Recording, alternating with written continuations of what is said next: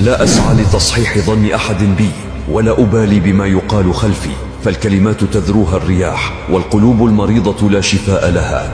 يكفيني أن خالقي يعلم حقيقتي، ينظر إلى قلبي ويرى ما لا يراه البشر، وهذا وحده يكفيني.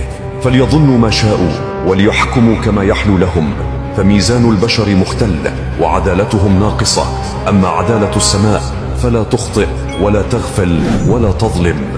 أنا كما أنا، لا أتغير لإرضاء أحد ولا أبرر لأقنع أحدا، فمن أراد أن يعرفني فليقترب، ومن أراد أن يحكم من بعيد فليبقى بعيدا، فهذا لا يعنيني أبدا.